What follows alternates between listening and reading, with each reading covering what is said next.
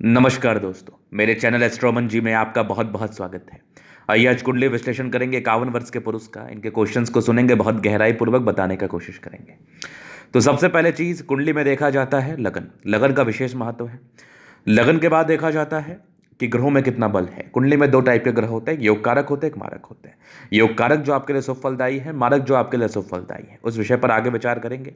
उसके बाद वक्री और अस्त का भी बड़ा कंसेप्ट होता है। जो सूर्य से करीब ग्रह बैठ जाओ उसको मस्त का मानते हैं, और वक्री ग्रह जिसको हम इंग्लिश में रेट्रोग्रेड कहते हैं, जिसके 3 गुना ज्यादा फल आपके जिंदगी पर आते हैं। अगर योग कारक हुआ तो 3 गुना ज्यादा खराब, 3 गुना ज्यादा अच्छा फल आएगा। अगर मारक हुआ तो 3 गुना ज्यादा खराब फल आएगा। उस विषय पर आगे विचार करेंगे। इस कुंडली में कौन सा योग कारक ग्रह है और इस कुंडली में कौन सा मारक ग्रह है। अगर मैं लगन की बात कर लूं तो 10 लिखा हुआ है, तो ये मकर लगन की कुंडली है। अगर मैं राशि की बात कर लूं, तुला राशि आ रही है। मंगल दोष उच्च स्तरीय है, 50 माह की इनकी आयु है। उसके बाद अगर मैं ग्रहों के बल की बात कर लूं तो सूर्य 22 डिग्री पर है, ये लगभग 100% फल देगा। चंद्रमा 60 डिग्री पर, यह 80% फल देगा। मंगल 3 डिग्री पर, यह लगभग आपका 30% फल देगा। बुध 14 डिग्री पर, यह 100% देगा। गुरु 6 डिग्री पर, यह 70% देगा। शुक्र 1 डिग्री पर है, यह लगभग 10-12% देगा। शनि 100 डिग्री पर, यह वही 50-60% देगा। राहु और केतु 100% फल देंगे। अब लगन में राहु केतु है, थोड़ा माइंड डिस्टर्ब रहता है इस केस में, लेकिन काल सर्प दोष इस कुंडली में बिल्कुल अवस्थित नहीं है। तो काल सर्प दोष को लेकर बिल्कुल चिंतित नहीं रहना है। अब विचार करेंगे इनके ग्रहों पर, ग्रहों की स्थिति पर। सूर्य बैठा है इनके मकर राशि में, शत्रु राशि में। अष्टम भाव मृत्यु कारक स्थान का स्वामी होकर लगन में बैठा है। सूर्य की दृष्टि सप्तम भाव पे पड़ रही है। शादी के बाद की भाग उदय।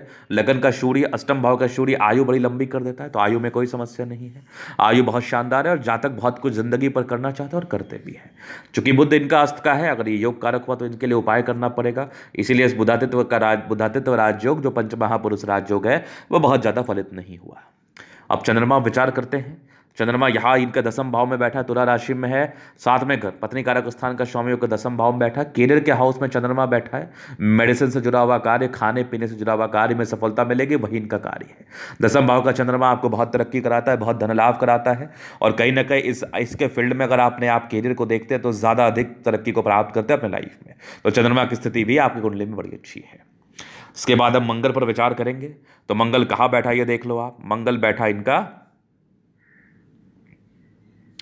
चंद्रमा ये चतुर्थ भाव में। मेष राशि में मंगल है, स्वराशि अपनी ही राशि में है। चौथे 11 में, चौथे घर का स्वामी चौथे में ही। गाड़ी मकान वाहन के सुख के घर का स्वामी लाभ भाव, सोर्स ऑफ इनकम के घर का मालिक होके चंद्रमा से दृष्टिगत संबंध में है। मंगल चंद्रमा से दृष्टिगत संबंध में, चंद्रमा मंगल से दृष्टिगत संबंध में है।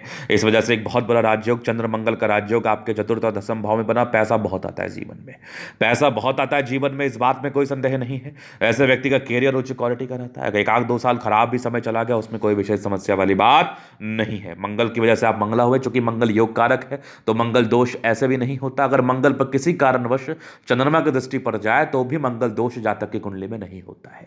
तो आपकी कुंडली में मंगल दोष बिल्कुल भी नहीं माना जाएगा। अब हम बात करेंगे बुध पर। बुध कहाँ बैठा है? बुध आपका 10म में, मकर राशि में है। छठे 9वें घर का स्वामी पहले घर में है, तो लिख के ले लो, बुध अस्त का है। एक पन्ना रत्न धारण कर लीजिए आप। 9वां घर भाग्य का घर है। भाग्य रत्न आपका पन्ना होगा। पन्ना पहन लेने के बाद जिंदगी पर समस्याएं खत्म हो जाएंगी। उच्च क्वालिटी का पन्ना पहन लेने के बाद, सिद्ध किया हुआ पन्ना पहन लेने के बाद लाइफ में प्रॉब्लम्स का समापन आपको दिखेगा।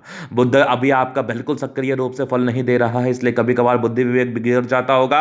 और जैसे आपने पन्ना पहन लिया, सूर्य बुद्ध का युति हो जाएगा, क्योंकि बुद्ध अभी सक्रिय है, बुद्ध अभी निष्क्रिय है। पन्ना पहनने के बाद सक्रिय होगा और आपको बहुत बेनिफिट कराएगा, और एक बहुत बड़ा राजयोग आपके लगन में स्थापित होगा। राहु की जो नेगेटिविटी खत्म हो जाएगी, जिंदगी पर से समस्याएं खत्म हो जाएंगी, लेकिन पन्ना अच्छी क्वालिटी का हो। अब गुरु पर विचार करेंगे। गुरु कहाँ बैठा है इनका? गुरु द्वादश भाव में बैठा है, स्वराशि में है, धनु राशि में स्थित है। 12वें घर का स्वामी 12वें में ही है। थोड़ा खर्च कराता है, क्योंकि तीसरा घर वितरिक हाउस होता है, ये भी गुरु 12वें और तीसरे घर का स्वामी। तो विपरीत राज्यों की स्थिति में गुरु है, और इस प्रकार का गुरु आपको धन लाभ कराता है। कभी कभी खर्च भी करा देता है, लेकिन आपके लिए गुरु बिल्कुल नुकसानदेह नहीं है। विदेशी धरती से धन लाभ कराता है, जिंदगी पर मान सम्मान को प्राप्त कराता है। अब शुक्र पर विचार करेंगे, शुक्र कहाँ बैठा है इनका ये देख लीजिए आप। तीसरे घर मीन राशि में शुक्र, उच्च का शुक्र है, 5वें 10वें घर का स्वामी तीसरे में, बहुत कर्मठ व्यक्ति है आप। कैरियर भी उच्च क्वालिटी का रहता है, शादी के बाद भाग्योदय, और सबसे बड़ी बात जातक बहुत कर्मठ है और लग्जरियस लाइफ को बिताते हैं, इस बात में कोई डाउट नहीं है। शनि विचार करते हैं पहले और दूसरे घर का स्वामी 5वें घर में बैठा है, शनि 6 डिग्री पर, नीलम पहन लो, पन्ना नीलम रत्न धारण कर लो, जिंदगी बदल जाएगी। क्योंकि लग्नेश शनि है, जीवन रत्न शनि होगा, धनेश शनि है, पैसा का बरसात हो जाएगा अच्छा क्वालिटी का नीलम पहनने के बाद। लेकिन अगर आपने डुप्लीकेट पहना तो आपको कोई बेनिफिट नहीं मिलेगा, बिल्कुल नहीं। तो शनि की स्थिति भी आपकी बहुत शानदार है, गजब की कुंडली है। राहु केतु भी केंद्र में बैठा है, राहु आपका मकर राशि में है, केतु आपका कर्क राशि में है। चूंकि राहु केतु में बल ज्यादा है, जब भी इसका समय आएगा थोड़ा डिस्टर्ब रहिएगा आप, माइंड को डिस्टर्ब करेगा। केतु मेहनत तो कराएगा लेकिन राहु माइंड को डिस्टर्ब करेगा। क्योंकि इस बुध को अगर आप बल देंगे तो सूर्य बुध की युति बना के राहु को बैलेंस्ड कर लेगा। राहु आपका छाया ग्रह है, छाया ग्रह को बैलेंस किया जा सकता है, तो ये बहुत आराम से बैलेंस हो जाएगा और आपकी जिंदगी पर जो दिक्कतें हैं वो खत्म हो जाएंगी आपकी। तो सूर्य बुध को बल दीजिए, सूर्य बुध का राजयोग एप्लीकेबल करिए, जिंदगी बदल जाएगी। अभी इनके समय पर हम विचार करेंगे, समय को देखेंगे।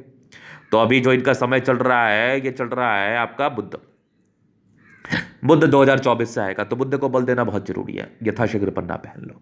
2024 से बुध आएगा। अभी आपका जो समय चल रहा है वो मैं आपको दिखा दूं। आपका समय अभी चल रहा है शनि का समय, तो बढ़िया चल रहा है, एकदम बढ़िया चल रहा है। लास्ट का शनि है, थोड़ा बहुत प्रॉब्लम कर रहा होगा क्योंकि लास्ट का शनि थोड़ा सा प्रॉब्लम करता है, और जब शनि की महादशा होती है तो लास्ट में बृहस्पति आता है। तो अभी आपका 2021 से 24 तक बृहस्पति, 21 तक राहु रहा है, 18 से 21 तक राहु रहा है, बहुत तकलीफ, बहुत तकलीफ। 21 के बाद स्थितियां बदलेंगी, 22 से आपका समय बेहतर है, शनि में गुरु चल रहा है, याद रखिएगा। खर्च कराएगा लेकिन पैसे भी आएंगे। उसके बाद आएगा बुध, सूर्य बुध का राजयोग एप्लीकेबल हो जाएगा, 41 तक बहुत पैसा, वो वैसा भी बहुत पैसा आएगा। तो आप बिल्कुल चिंता ना करें, आप उपाय करें, आपको बेनिफिट होगा। तो ये था इनके कुंडली का पूर्णतः विश्लेषण। वीडियो पसंद है लाइक कर दे, कमेंट कर दे, व्यक्तिगत रूप से दिखाना चाहते हैं व्हाट्सएप नंबर मिल जाएगा। धन्यवाद।